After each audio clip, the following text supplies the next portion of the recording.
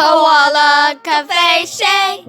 Hello, welcome back to koalakefeshe. My name is Kefeshe, and in this video I'm going to be giving you a guide / advice on admissions test. Now, a little bit of background about me for those of you who are new to this channel. I am Kefeshe. I am a first year at Jesus College, Cambridge, studying human, social and political sciences. I'll probably refer to it as HSBS if I mention it later in this video. If you're not doing HSBS, that's completely fine. You still might find this video useful. A lot of Cambridge and Oxford courses, as well as courses outside of Oxbridge, do admissions tests. Generally this is just so that they can see how you'll perform in the subject that you'd actually be studying outside of the ones that you're doing for A-level, because not everyone will have studied this course that they're going to be doing at university at A-level. So it just gives them a little bit of a chance to see, you know, how do you fare in that actual subject, rather than A-levels that are kind of similar, or maybe not similar at all. For students who are studying maths, I believe science as well, and law, most courses in a lot of universities around the UK will ask you to take an admissions test. For law students, that will be the LNAT test, and the test dates start from the 1st of September. If you're a maths, I believe science students do this as well, but don't quote me on this. I'm not a maths or science student, so I don't actually know.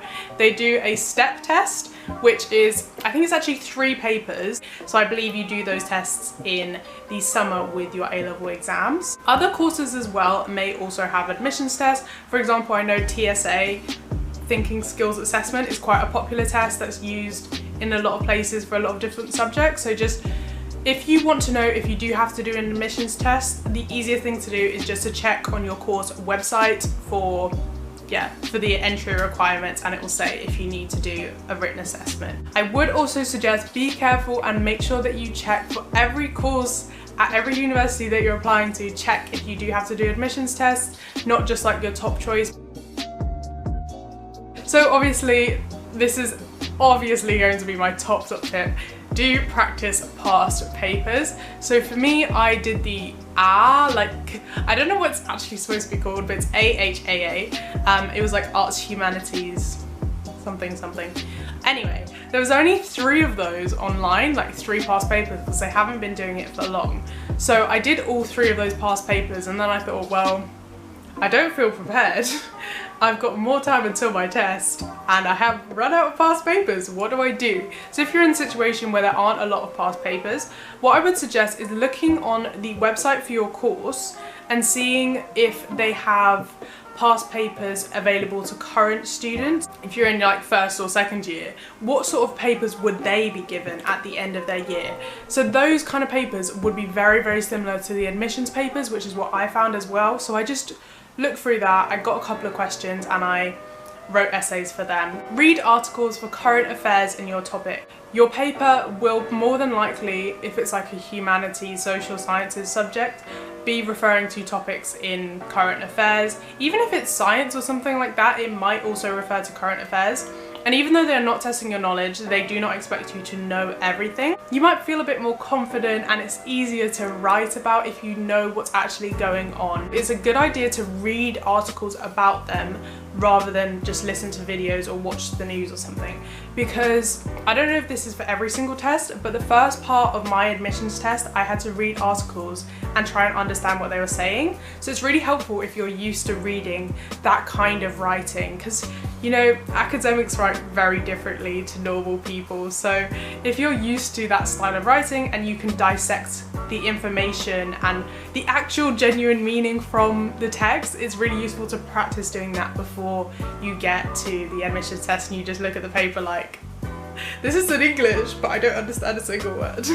Look at academic essays or journals, stuff like that, on big concepts or topics, not just current affairs. Don't just read around your subject. HSBS anyway is quite a broad course. It involves politics, international relations, sociology and anthropology. So I knew I had to research and prepare in those fields, but also my test was being taken by psychologists, by historians. It was a mixed humanities and arts paper, so I knew that they wouldn't just be putting the subjects that I'm studying. Same if you are doing maybe the TSA, don't just read around the subject that you are studying, because many different subjects take the TSA paper, so you might need to know what's going on.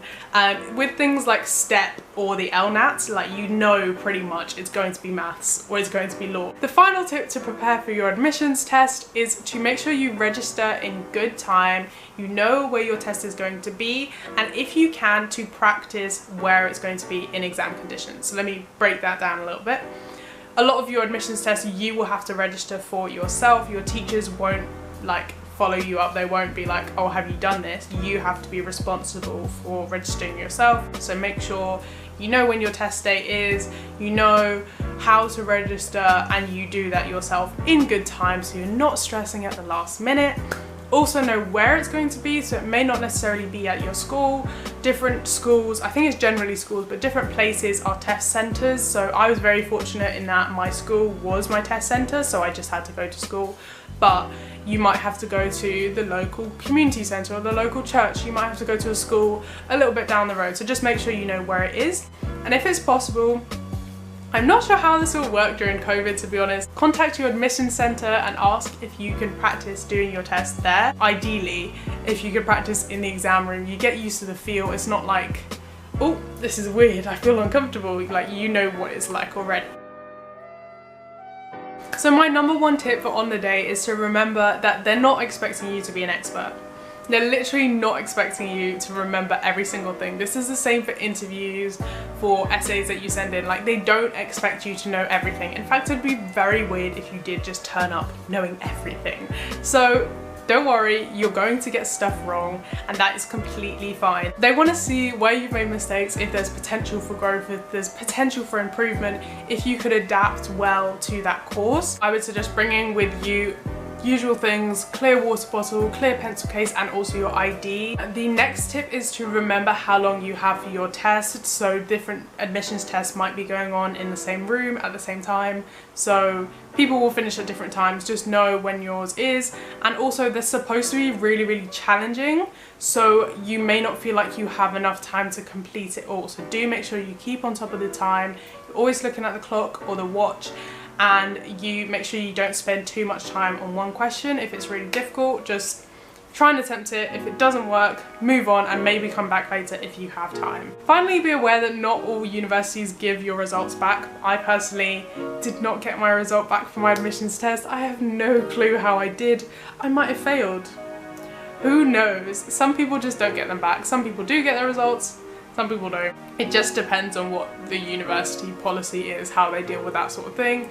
I know sometimes if you end up getting rejected from the university, you might be able to request feedback on like interviews and admissions tests and all of that. So maybe in that situation it's worth asking. But to be honest, I was just like, well, I got in, so I don't mind not knowing. Okay then, thank you so much for watching. I really hope that's helpful. If you know anyone who's doing an admissions test, share this video with them. Hopefully it can be helpful. If you liked this video and found it useful, you might also like some videos up here. So these are videos that I've made about the university admissions process. I am planning to make more, but these are the ones I have so far. So check it out over here. Don't forget to like, share, comment and subscribe and all of that jazz, and I'll see you next week. Bye!